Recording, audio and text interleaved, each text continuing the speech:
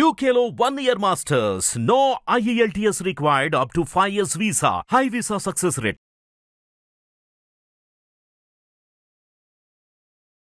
నమస్తే.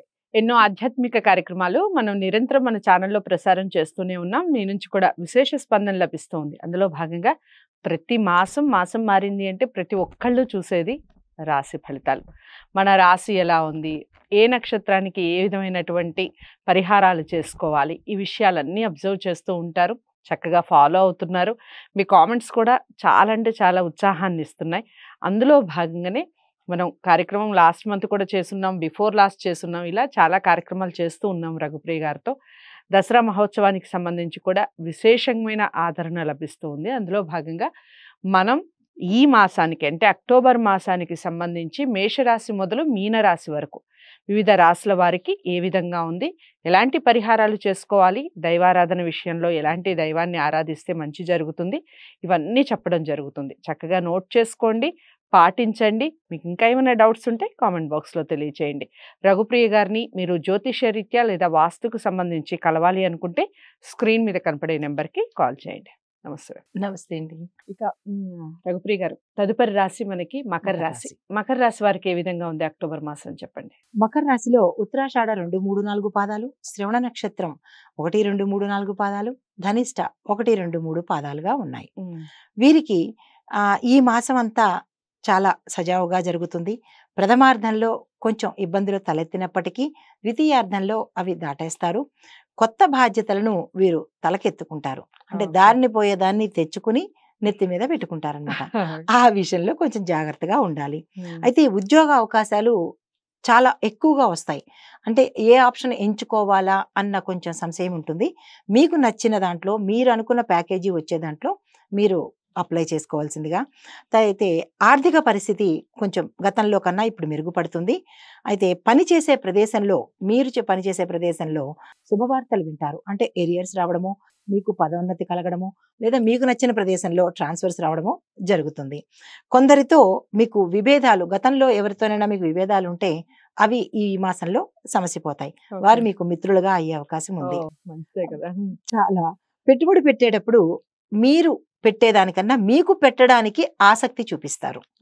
మీరు పెట్టడం కన్నా మీతో ఉన్న వాళ్ళు మేము పెడతామని పోటీ పడుతూ మీకు పెట్టుబడి, మీరు వ్యాపారస్తులైతే కనుక అట్లా చేస్తారు. అయితే శత్రువుల పట్ల కొంచెం జాగ్రత్తగా వ్యవహరించాలి. పాత మిత్రులను కలుస్తారు. లావాదేవీలు ఏవైనా చేసేటప్పుడు కొంచెం జాగ్రత్త వహించడము లేదా దాట వేస్తే మంచిదిగా చెప్పడం జరిగింది. తర్వాత గుప్త శత్రువులతో జాగ్రత్తగా ఉండాలి. పాత శత్రువులు మీకు మిత్రులుగా మారిపోతారు. మీరు బాగా ఇష్టపడే అంటే మీ కుటుంబంలో మీకు ఎవరితో అయితే మంచి రిలేషన్ ఉంటుందో, ఎవరైతే మీకు నమ్మకస్తులో వారిని కొంచెం గమనించుకోవాల్సిందిగా చెప్పడం జరిగింది. అయితే వాహనాన్ని నడిపేటప్పుడు జాగ్రత్తగా నడపండి.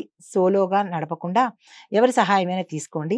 లేదు తప్పని పరిస్థితి అయితే కనుక శనేశ్వరుడిని ప్రార్థించుకుని, వాహనాలకి ఆయనే కాబట్టి రాహువుని కానీ శనేశ్వరుడిని కానీ ప్రార్థించుకుని 7 సార్లు 9 సార్లు ప్రార్థించుకుని అప్పుడు మీరు సెల్ఫ్ డ్రైవింగ్ చేస్తే మంచిది.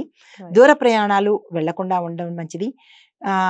గాయాలు అయ్యే ప్రమాదం సూచిస్తోంది. ఎక్కడైనా కానీ చాలా జాగ్రత్తగా ఉండండి. పాత బంధువులు, దూరమైన బంధువులు కలుస్తారు. వ్యాపారస్తులకి మంచిగా ఉంది. తర్వాత వ్యవసాయదారులకి మొదట అర్థం అంటే ప్రథమార్థంలో వారికి కొంచెం ఇబ్బందులు కలుగుతాయి. ప్రభుత్వం నుంచి కానీ ఎటువంటి సహాయ సహకారాలు రావు.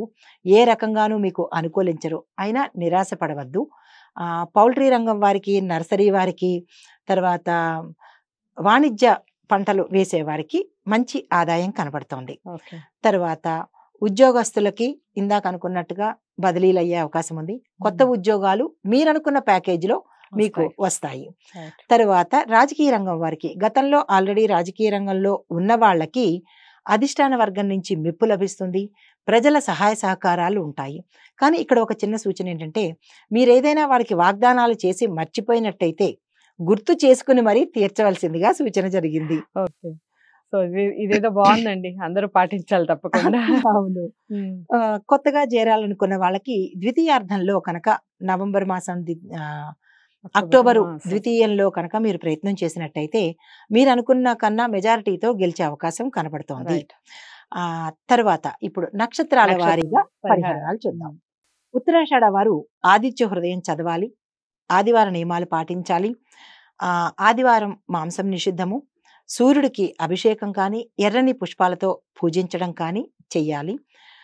శ్రవణ నక్షత్రం వారు తల్లిని, భార్యని, సోదర సోదరీలను ఉమ్, ఇబ్బంది పెట్టకుండా వారికి అనుకూలంగా వారికి నచ్చినట్టుగా నడుచుకోవాలి. రైట్.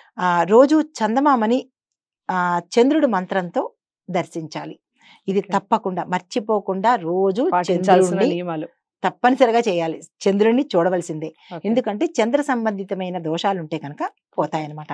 ఉమ్, ధనిష్ట నక్షత్రం వారు మంగళవారం నియమాలు పాటించాలి, సుబ్రహ్మణ్యేశ్వర స్వామిని దర్శించాలి, అభిషేకాలు చేసుకోవాలి. ఓకే. ఇది. రైట్. సో అదండి విషయం. మకర రాశి వారికి కూడా బాగానే ఉంది. మీరేం కంగారు పడాల్సిన అవసరం లేదు. ముఖ్యంగా రాశి ఫలితాలు చెప్పడానికి ప్రధాన ఉద్దేశం ఏమిటి అంటే మీరు చేసే పనులప్పుడు వీటిని ఒకసారి పరిశీలించుకుంటారని. పరిశీలించుకొని మీరు పనులు చేసుకోవటం వల్ల మనకి ఏ డే కలిసి వస్తుంది, ఎలా కలిసి వస్తుంది, ఈ విషయాలన్నిటికీ మీకు ఒక అవగాహన వస్తుందని వీడియోస్ చేయడం జరుగుతుంది. మరి అలా చేసుకునేటప్పుడు పరిహారాలు చేసుకునే ముందు ఒక్కసారి జాతకాల్ని పరిశీలించుకోండి. పరిశీలించుకొని పరిహారాలు చేసుకుంటేనే రిజల్ట్ ఉంటుంది. ఇది గోచారీత్యం మామూలుగా అందరికీ సంబంధించి ప్రపంచవ్యాప్తంగా ఉన్నటువంటి వారికి సంబంధించిన రాశి ఫలితాలు ఇవి. సో అందుకని మీకు కామెంట్ బాక్స్లో కూడా మీరు చాలామంది తెలియజేస్తూ ఉన్నారు, మాకు మీరు చెప్పే మ్యాటర్ ఎక్కడా సెట్ అవ్వట్లేదని, ఇలా రకరకాలుగా వస్తూ ఉన్నాయి. కానీ అది మీరు జాతకాలని ఒకసారి పరిశీలించుకొని పరిహారాలు చేసుకుంటేనే రిజల్ట్ ఉంటుంది. మరి దానికి మీరు చేయాల్సిందల్లా ఈ వీడియోని ముందు అందరికీ షేర్ చేయండి, లైక్ చేసి. అయితేనే విషయం బోధపడుతుంది. ఛానల్ని సబ్స్క్రైబ్ చేసుకోండి. తదుపరి రాశితో మళ్ళీ కలుస్తాను. రఘుప్రియ గారిని కలవాలి అనుకుంటే స్క్రీన్ మీద కనపడే నెంబర్కి కాల్ చేయండి. నమస్తే.